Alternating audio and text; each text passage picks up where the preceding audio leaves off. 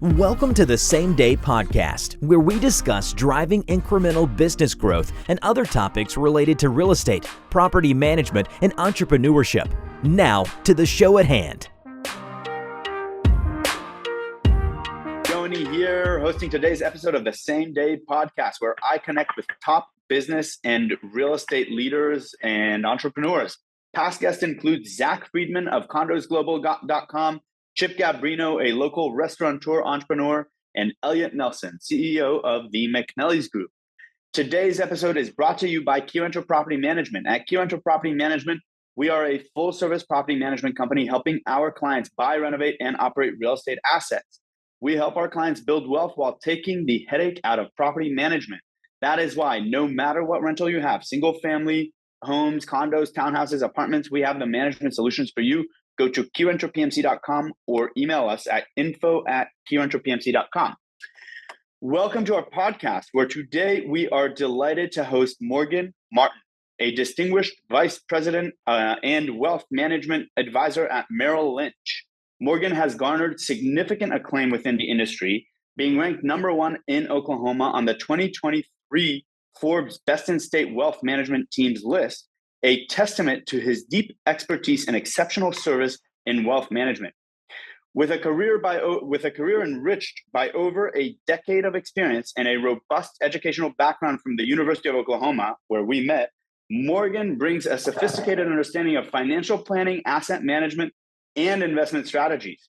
His work is characterized by a meticulous approach to helping clients manage and grow their wealth, with a focus on everything from retirement planning to philanthropic strategies.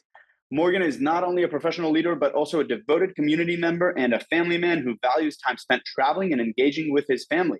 Today, he joins us to share insights into the world of wealth management, the importance of building lasting client relationships, and his journey through the evolving landscape of financial services. Join us as we dive deep into the conversation with Morgan Martin, a true luminary in the field of wealth management. Welcome to the show, and thank you for being here. Hello. Thanks, Yoni. I don't know if I deserve all that credit, but I'll certainly take it. I appreciate it. You definitely do. I think I've known you now for a decade, so I can attest to that. Morgan, just jumping right in, tell us, can you start by sharing what initially attracted you to the field of finance and wealth management? Yeah, absolutely. Well, like most folks, I am in the industry because I want to help people, right? So there's all kinds of different things you can do within the finance world, whether it's talking to clients all day, working behind the scenes, working with a fund, or building portfolios, building models. I really enjoy the relational aspect of working with folks, getting to know them, helping as a consultant, as a fiduciary, as somebody that they can know and trust that is, looking out for their best interests. And obviously that feeds through in how you get to interact with people and how you get to know people. There's all kinds of things day to day that happen behind the scenes, or that happen when people aren't necessarily in meetings, that kind of shine through when people get to know you and understand that you care for them and want what's best for them. So I really appreciate you inviting me on this podcast, and really appreciate, your trust and value in the conversation today, and look forward to talking. Yeah, I love that. I mean, you and I, again, we met at the University of Oklahoma. We both graduated from the same program, finance and international business. And, we never really got to work together until pretty much recently, where I really needed someone that I could trust, and had to bring over a portfolio. And, I immediately thought of you. So I'm glad that you're here in Tulsa, Oklahoma, and that, there's a good advisor at Merrill Lynch that I can rely on. Speaking of our educational background, right, in finance and international business, for you also in Chinese, how did that, influence your career path?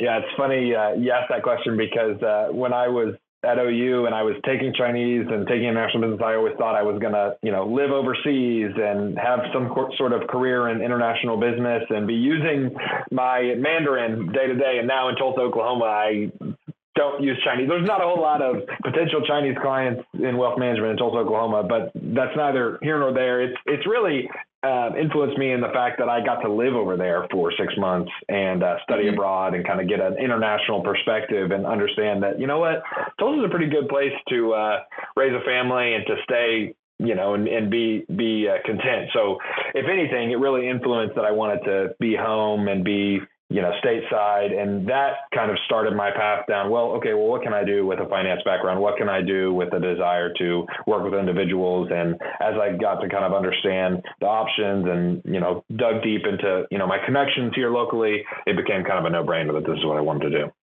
Yeah. It's funny how things never really, they don't work out the way we plan them, but they work out the way that they're supposed to. I was energy management, major at OU. And I just remember tough time to graduate. It was. Before I, committed to that, I said, I really want to do something different. I don't think energy management is for me. I thought I was going to, move back to Israel, work for Noble Energy. That was my plan. And then as I was going through this program, I realized, nope, I need to go into finance. And that's where you and I met. Remember that course it was International Financial Statement Analysis. It was like a 6:30, 7 a.m. Course that was brutal. So I think you and I were typically the only people that showed up to class in there. A lot of people did not show up. I do remember that. I do remember you winning a contest in that class, and you received a shirt, which you subsequently, threw at me at the stairwell, and you're like, "Oh, this doesn't even fit me. Here, why don't you take it?" And I was like, "Man, such a nice guy. I can't believe he just gave me this shirt," which to this day I have, and I love that shirt. So thank you. Oh my gosh, that's hilarious. Well, who would have known that enduring memory would lead to this podcast? I know, and a really great just business relationship that now we have for I guess just about a year. That's awesome. For sure. So your group, which is I think by far the largest in Oklahoma, and I mean you guys manage billions of dollars, if I'm not mistaken.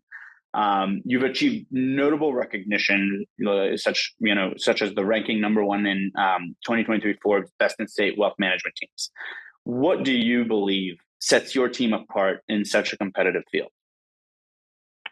Yeah, great question. I was actually looking at our numbers yesterday because I was putting all of our analysis together for the next kind of year of looking back of where we are, where we're going, what we've been doing. And we just actually crossed over the 3 billion mark. So we're super thrilled and excited with that. Yeah, thank you. And that's not a testament to, me and how great I am, but it's really the team and everybody kind of rowing the boat in the same direction. So I think, kind of the differentiator, I guess, if you could describe what our team does, maybe compared to others. And this is not some revolutionary idea, but we really take a team approach to wealth management. So rather than kind of having one all-star who all the clients work with or talk to, everybody has clients that they work with or they gravitate towards or they have a specialty in. So for instance, one of our kind of designations that we're trying to focus more on is institutional consulting. And so that's something that I've kind of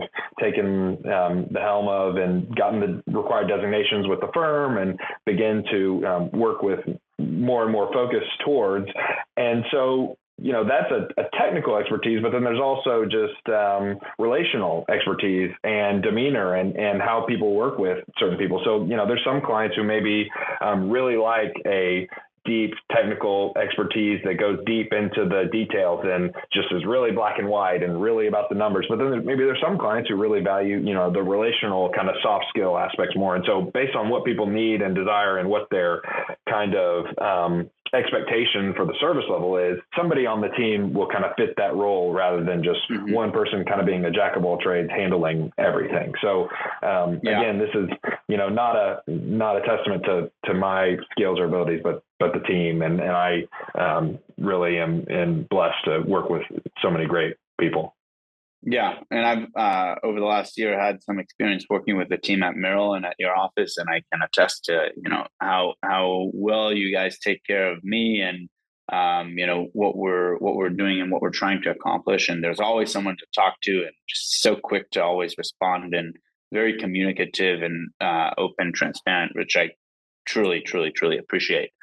Tell me, I guess, you may have hinted at some of this, but can you discuss a little bit about the complexities of managing such a diverse investment portfolio, and how do you tailor those strategies to meet individual client needs? Yeah, great question. I think the way the industry is moving and developing, everybody wants more customization. Everybody wants more kind of specialized service and models, and nobody wants a cookie cutter portfolio that everybody else is in. So the old days of kind of everybody was in our industry was so worried about robo advisors and online brokerages that people could do it yourself. And I think what has developed and what the reality that has kind of come to fruition is that there's a place for all of these models. There's a place for all of these services and robo advisors. But as people get to a certain level of wealth, they really want to talk to an individual human, a person. They want to sit at a table. They want to get coffee. They want to get lunch with somebody who has eyes on their portfolio that they can have a sense of emotional, relational connection that a robo-advisor or a 1-800 person just isn't able to provide. And that's not a knock on any of those services, and they're great. And I fully endorse,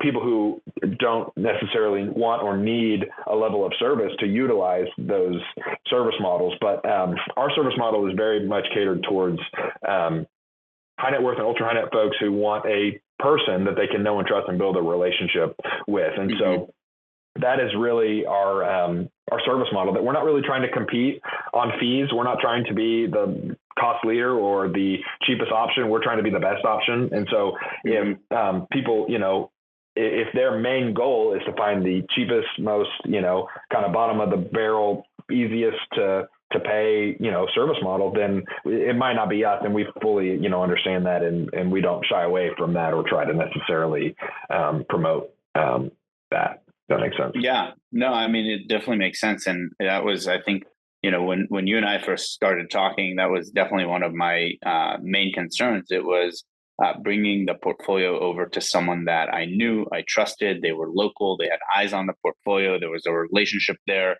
And I had to bring it over from another group in New Jersey, and not to, say anything bad. They were great.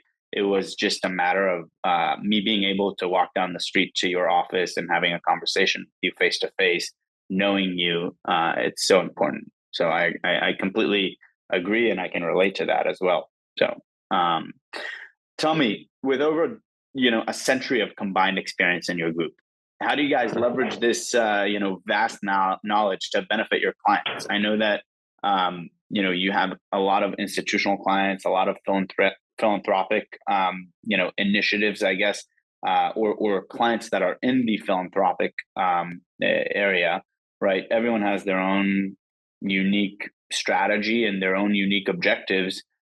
How do you leverage this, all those wonderful brains at Merrill Lynch? Yeah, so a couple of things come to mind. Number one, obviously this market cycle that we've been experiencing the past, 3 or 4 years is unprecedented. COVID was such a really once in a lifetime experience for not only advisors, but investors and just people in general, that my career trajectory, I had never dealt with market inflation, right? Because, I was born in the early 90s. So I was just never something that I or my generation or your generation has ever dealt with. And so having people on the team who had advised clients and worked with portfolios and dealt with market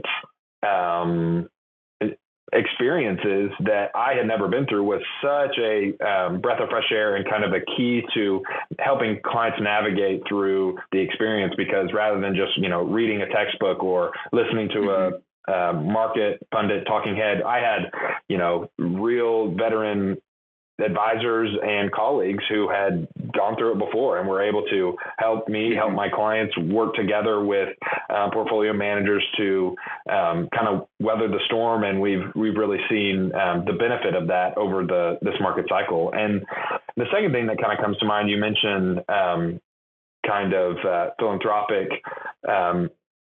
and foundation expertise. There's a way that clients expect and receive service that is different on a institutional or corporate side versus individual, because oftentimes on the corporate or institutional side there's a committee or there's a board, so decisions are not made by one person like they are on the individual side. So the delivery model has to be consensus building. It has to be on a scheduled maintenance cycle that isn't just getting lunch with one person or getting coffee with one person or having a meeting with one person. You're navigating, oftentimes 5, 10, maybe even 15 different opinions and trying to build consensus. So having somebody who's done that before, somebody who's been doing it for decades, is a huge asset, and it's a huge key to not only our group but also to the groups that we work with, because they oftentimes don't even understand the nuances and difficulties of reaching consensus on something as important as a endowment or a foundation. Mm-hmm. Yeah, I bet that can be challenging. I'm experiencing being on a board of directors for the first time now. I recently joined the Jewish Federation of Tulsa board of directors, and looking at those endowments and those funds, it's interesting to see how those are being managed and what kind of things are happening. Won't go into the nitty gritty of the details, but you're right. It can be challenging. Speaking of challenges, what challenges and opportunities do you find unique to serving high net worth individuals and institutions? Yeah, I think number one, folks that have reached a level of success or have inherited a level of success expect a very, very high level of service. So oftentimes, if you put yourself in their shoes, they're used to luxury brands, luxury experiences, luxury travel. So the bar is set in a good way. The bar is set very high with the service that we need to be providing. So, it's not acceptable for an email to go unanswered for a week. It's not acceptable for a task that a client has requested to not be responded to in 3 or 4 days, and not acceptable in the sense that we are holding ourselves to that standard because we know that that's why clients are working with us. So it's not necessarily that, clients are, beating down the door and upset or mad about,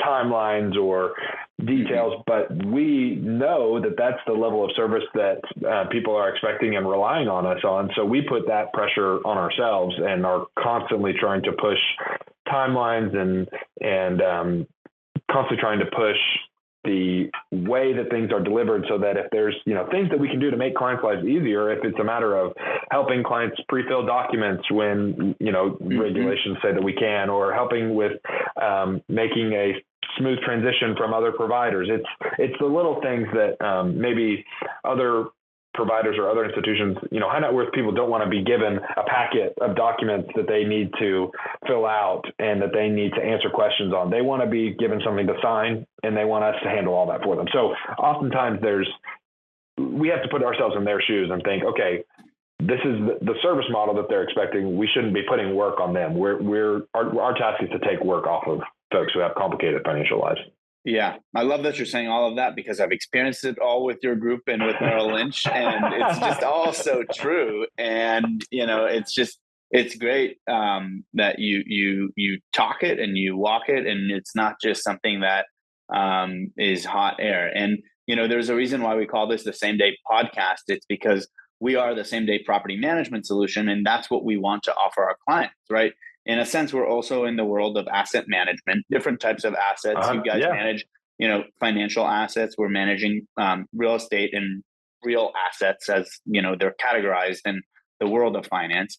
And we know that someone's home, which is an extremely expensive asset, is something that's near and dear to their heart. They don't want to wait a week for a response to know what's happening with their roof or with a leak or with their HVAC system or plumbing or whatever it is, because time is of the essence, and we put the burden on us, and our job is to remove the headache of owning these assets from the lives of our clients so that we can help them build wealth. So it's great to see that other asset management firms, Merrill being the top of the line, Rolls Royce and Ferrari of the asset management world, puts that on themselves. I love that. Tell me, I guess, could you explain the importance of continuous education in the world of wealth management? How do you stay informed about the latest industry trends? You mentioned getting some designations recently earlier in the podcast to help institutional investors, I guess, or more institutional philanthropic institutions. How important is a continuous education? I think it's incredibly important because everything in the world is changing so rapidly. Take cryptocurrencies or Bitcoin or AI. I mean, these are things that we didn't even know existed a decade ago. So if you're not constantly learning and reading and growing and adjusting your service model and your product delivery, then things will get stale and clients will go somewhere else, because the things that worked for clients 20 years ago don't work for clients today. Now everybody's online. Everybody can log in. Everybody can view their portfolio. If somebody wants to buy a stock, they don't need me. They can do that on their own. So the service model that I'm providing is vastly different than what it was for people who started in the wealth management business 20 years ago, where you couldn't log in online and pick a stock yourself and buy yourself. You had to go through a broker. So the service model that we're providing has to keep up with the times. 10 years from now, as AI continues to grow and build, there will be additional things that likely financial advisors will need to grow and be able to do, because AI will be able to answer questions or will be able to serve client requests or do certain types of planning. So as long as you're keeping, the relationship and the service in the middle of your goals and objectives, I think that these other changes that go on and go around in the wealth management industry, it will come and go. You just have to keep the client at the center of the model, and you're going to be able to weather the changes. Yeah, that's great. I mean, always keeping the client in mind, and it's about the client, not necessarily about us, is just a way to create value. Not that we're giving out any financial advice today. No, but, absolutely. I personally, I'm not a financial advisor, but I would not recommend going out and buying individual stocks. Just do your own research, but call Morgan to have a conversation as to what can be done differently. Speaking of you talked about technology for a second. What role does technology play in your day-to-day operations and in enhancing client interactions? And I mean, I love the Merrill Lynch dashboard and the login. It's just so robust, and there's so much there. I love playing around in there, clicking around, and seeing everything. It's nothing like anything that I've ever experienced in with other brokerages, let's say. And I've had access to a variety of others. Merrill's by far one of the most intricate, sophisticated, and just really well organized platforms. Tell me what how does this affect you on the day to day? And yours is probably even more deep. It goes deeper on the back end, I'm assuming. Yeah, absolutely. Technology is such a huge part of our practice, because it's basically like hiring additional people and getting additional efficiencies without having to hire additional people, because the ability to allow clients to log in online, to get questions answered, for all of their documents and paperwork to be e-signed or digitally confirmed. It's a huge game changer, because in the old days it was, mailing things out to folks, getting documents back and they signed something wrong, or the document wasn't filled out correctly, or, I would have to be, driving somewhere to get something. I mean, so it's just a total game changer of timelines and efficiencies and what can be done and how quickly it can be done from our side of things. And then from the client side of things, I don't know, I'm not even going to try and quote the number because I'm sure I'll butcher it, but Bank of America spends more money on technology than some financial firms spend in general. So it's just it's a crazy number that, you can do everything in the Bank of America app that you would need to ever do in a branch. I mean, there's really, that's part of the business model, I think, that benefits, Merrill Lynch, is that we are attached and under, this massive global financial institution, that everything from a credit card or a checking account can be handled by your Merrill Lynch advisor. And that's not a plug to use Merrill Lynch, but it's just something to think about, that oftentimes as their life gets more complicated with additional wealth and more assets, they quickly realize that keeping up with so many different accounts at so many different institutions and so many different asset classes, it becomes overwhelming. And so oftentimes they want to simplify their life and just have one person to call that can fix things when they need it fixed. And I think that's a huge benefit. And that's only possible because of the huge investment in technology and because of how much technology has changed over the years. Because if you're a financial institution and you're not putting everything into technology, then you're already behind. Right. Yeah. I agree. Considering what you just said and your extensive background, what advice would you give, a young professional who's aspiring to enter the wealth management industry? They're sitting in school right now, or I guess it's summer. So, they're on break, or if they're maybe taking summer intercession classes, they're, trying to get ahead or catch up. What would you tell someone who wants to get into this world? This is maybe not the stereotypical answer, but in my opinion, the most important thing you can do is find a mentor.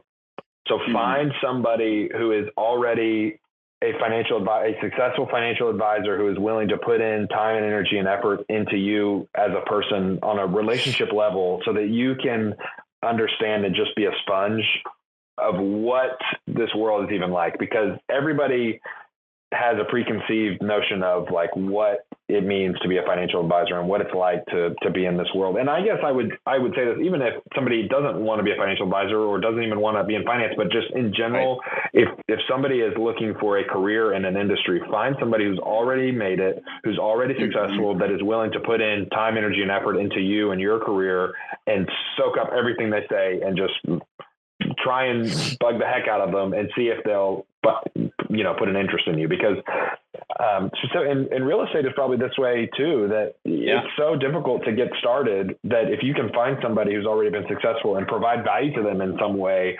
then the sky's the limit on what you can achieve, because suddenly their success is your success and vice versa. So it's an asset that you can't put a value on, to find a mentor and find somebody who is good and ethical, who is willing to treat you with respect and invest their time, energy, and effort into you. Yeah, I think, that's a good rule of thumb in life, for whatever it is you're trying to accomplish, right? If you're trying to go into business, real estate, wealth management, even I guess if you're trying to become a physician, right, or an attorney, it doesn't matter.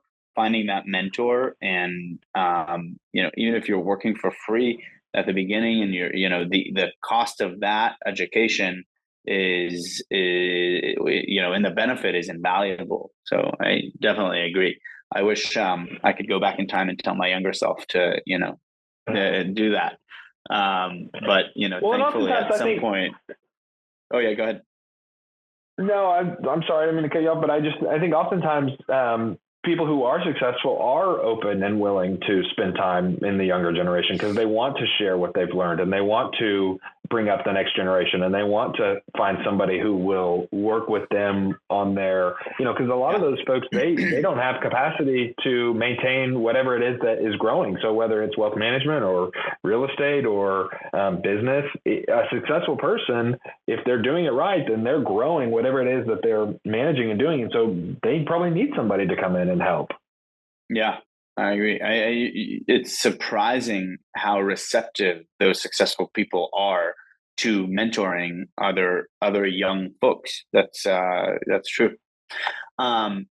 Changing topics just a little bit here, how do you approach the topic of wealth transfer with families? What are some key considerations to keep in mind? Yeah, this is a great topic, and I would say that I want to be humble here because I feel like I'm still learning how to manage and handle these conversations, because oftentimes every family, well, for sure, every family is so different, and there's different dynamics that you have to really understand. And so I would, just like any family situation or conversation, when you're dealing with people, there's emotions, and there's history, and there's things that really need to be understood before you just jump in to a conversation or a recommendation. So oftentimes with families, there's, a decision maker, kind of the patriarch or matriarch of the family, who is the one kind of driving decisions and deciding how things will go. And so I think starting with that person to kind of understand their perspective and what they are wanting to achieve and the direction that they're wanting the family to go. But then, asking pointed questions of, hey,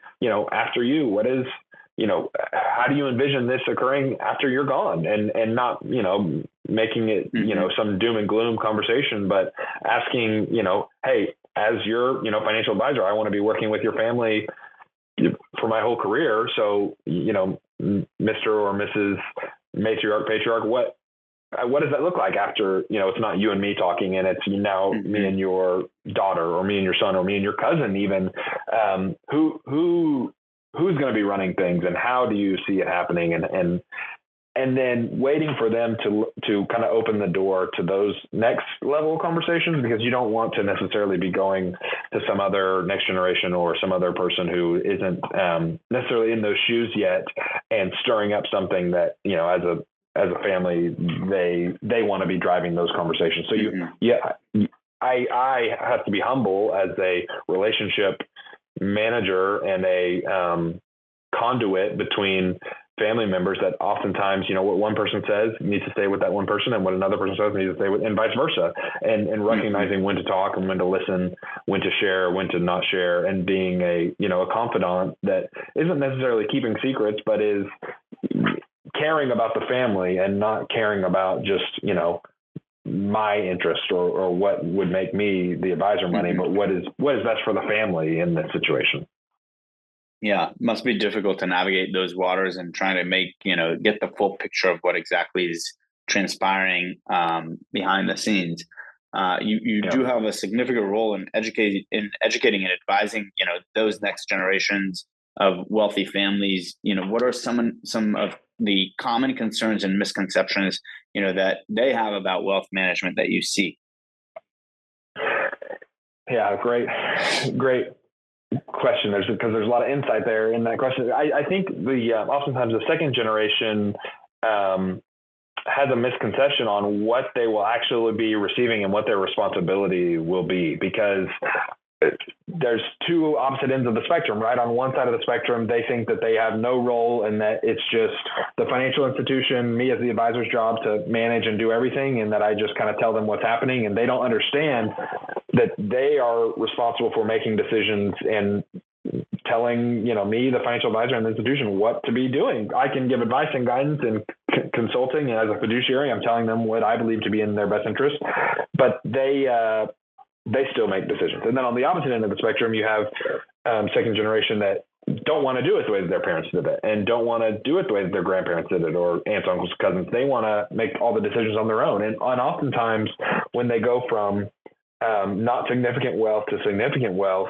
and they have a personality of kind of do-it-yourselfer, they quickly get in a situation where they realize, oh, wow, this is more complicated than I thought it would be, or, oh, wow, the implications of me selling all these securities or blowing up this portfolio and doing whatever I want. There's a lot of layers and second, third order effects that happen that I wasn't really considering, because I just thought that I could handle it. And not to say that people can't. And there's plenty of do-it-yourselfer people out there. And I don't try to talk people out of that if that's how they're built and that's the desire that they have, because we want to work with people that want to hire us and don't want to spend time doing it on their own and recognize that they're an expert in something else. I mean, I kind of make a joke, but I mean, I could fix the plumbing in my house if I wanted to, but I don't want to do that. I could fix my car if I wanted to, but I don't want to do that. I could watch YouTube videos and really dig into mechanics, but I don't want to do that. And so we want to work with people that want us to do that, not people that we don't have a good, working relationship with. Yeah, I can relate again to all of that. So I appreciate that. Can you tell us, maybe discuss particularly challenging situations that you manage and the solutions that you implement to navigate it successfully? Maybe I put you in a, without naming names, but maybe I put you in sure. in a challenging situation in the past. No. Maybe it's something you hinted at earlier, right? Someone comes into large sums of money. They don't want to do it the way that things were done. They say, let's sell this entire portfolio. They don't necessarily understand the tax implications and, what's going to come from this. That could be something that may have happened in the years that you've, been a financial advisor. Yeah. I mean, just talking in generalities, I think I can just kind of, without giving specifics and without giving advice, it's an example that kind of comes to mind is we had a high net worth individual who sold a company, and they had a significant amount of the liquidity that came from that they were giving, to the second generation, but they were putting it in a trust that required a trustee. And so at their previous provider was serving as the trustee and the investment advisor. And they felt like they were paying a little bit too much and that it wasn't a smooth, easy process because they were talking to somebody over the internet and they were talking to somebody over email, and there wasn't a smooth kind of transition to the next generation of understanding the investments and having somebody to work with. So I came in and was able to kind of help them find a local trustee. I'm not serving as the trustee. And we were able to kind of build a service model with a new trustee with the second generation where the patriarch, who was not the trustee, not control the assets, but still, kept involved because the beneficiaries were talking to the patriarch and wanted them to, be involved. And it was just really complicated because, the beneficiary wanted to honor the patriarch's wishes, but also the beneficiary wasn't the trustee. There was a third party trustee. So it's a very technical, and as a Merrill Lynch financial advisor, we don't give financial advice. We don't give legal advice.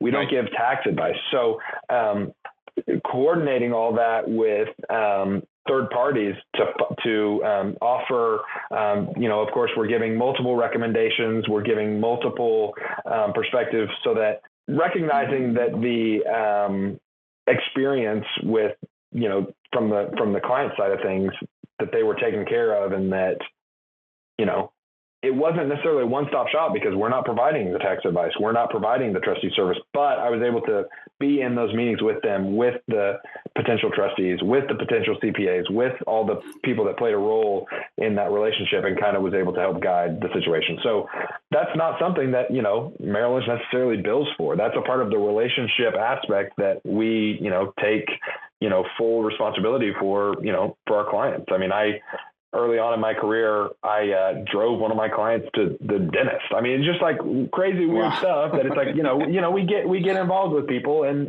it's oftentimes a little bit more high touch than most. So I didn't know you offer rides to the dentist. I'll make sure to put that on your calendar. I think I have an appointment coming up next month. I'm kidding. Don't call Morgan for rides to the dentist. Call him for financial advice. That's not part of the service model. Yeah. Tell me, I guess. I mean, that's all super insightful and very interesting to learn and hear. Tell us, how has the landscape of financial management changed over the years, and what future trends do you anticipate? Yeah, I feel like I kind of gave a little bit of a teaser to this question before, but it's very true that the days of the race to the bottom of fees has already been reached. If somebody wants to go to Vanguard and buy the cheapest option, that's great and awesome. And I would say for people that want to do it themselves to do that. And that's not a knock on Vanguard. I'm not endorsing Vanguard. Please don't misconstrue that. But the point is that the index funds exist for a reason, that they're a commodity, meaning there is no additional service or expertise that's needed to just track an index. Anybody can do that. So that was kind of the story of the last few decades, and that has fully played out, and that has fully been reached. There's no way for indexes to charge less than 0.01%, right? So so now what you're seeing is the future of people. The pendulum is swinging back the other way, where people are being like, man, like, I'm tired of calling this 1-800 number and being on hold for an hour and getting a different person every time and not having somebody that I know and trust and that knows my family. I want somebody who's going to get to know my daughter, going to get to know my son while I'm still alive, so that they can understand my wishes and my goals and objectives for this portfolio and for the family financial situation. And so the future of financial management is more relationships, more service, and less focus on the kind of robo-advising fees. When people come into our office, their first question isn't, what do you charge? Well, the person down the street was charging this, so can you beat that? Nobody is saying that. Those days are done. The focus now is on, who is the person that I'm working with? Do I trust them? Do I enjoy working with them? Do I learn from them? Do I feel empowered from them? And building out a service model that is continually, I keep beating this drum, but relationship oriented is really, the future of financial management, because there's as AI gets better and better, there's going to be less and less people that you're going to talk to on the phone for all services, right? So whether it's insurance or taxes or anything, mark my words, as AI gets better and better, it's going to be harder and harder to get a person on the phone, which is fine, because AI will solve so many problems from a chatbot perspective. But at the end of the day, it's going to be a refreshing experience. And the reason why people want to work with us will be because of, the human side of things. Yeah. But I feel like with AI, even with all of that, there will ultimately be some like diminishing returns. And, it's just like you almost like achieve some sort of comparative parity when you're giving the same advice to everyone in the world, right? And then everyone's following that same advice. And so you as in Morgan Martin at Merrill Lynch can set yourself up as a differentiator and, potentially beat that because you're not necessarily, doing the same thing that everyone is doing. Right. So there's a lot that's a very interesting conversation, and one that I'm sure that we can spend another hour talking about. For sure. But I foresee AI, yes, taking, a big place in the service industry, but, that human interaction is going to be crucial when it comes to the world of sales, right? You can't 100%. force anyone to buy something, right? It is, it's about creating value for them, understanding their needs and their desires and their wants, keeping them, front and center, focused in mind. And, if you can really create the value, which is what Merrill has done so successfully, and also so well, then you're just going to differentiate yourself, and people will ultimately come and buy your product or your service. So, staying conscious of time, final question, what goals do you have for the future of your practice with Merrill Lynch, and how do you plan to achieve that? Oh, wow. This is such a tough. I was just in a conversation earlier with one of my partners about 10-year goals and 10-year time horizons, and about how difficult it is to plan for the future. But I think that one of my goals is to, as kind of the next generation of advisor on the team. I'm obviously on the younger end. My goal is to really prop up and maintain what the senior partners in this group have built over 100 years. I'm now kind of the third or fourth really iteration of seniority on this team, and one of our senior partners who actually was a founding member of the team, who retired 5 or so years ago, actually recently passed away a few years ago. And so just knowing that there's a kind of almost a legacy here in this group, there's families that we've worked with for multiple decades and multiple generations. It's a goal of mine is to care, and really, it may sound kind of hokey, but really love families and love individuals and care for people in a way that is lasting and substantive and not just transactional, because we view our relationships with folks over decades rather than just selling some product and going our separate ways. So I don't know if that sounds kind of grandiose, and it's not really a specific, I don't have a number for you of what my goal is to achieve, but it's more of a sentimentality of how I feel, a responsibility to care for, clients and my own clients and future clients that are entrusting me with their wealth. Yeah, I mean, that's a good way to look at it. It's a little more qualitative than it is quantitative, but I can definitely respect that. Morgan Martin, VP at Merrill Lynch. Boy, a financial advisor. I'd probably mess it up if I tried to give all your designations, so I won't. Don't worry about it. We'll put your contact information in the comments below if that's okay, so people can reach out to you if they're looking for financial advice and potentially come on to Merrill and understand what that looks like. Is that okay?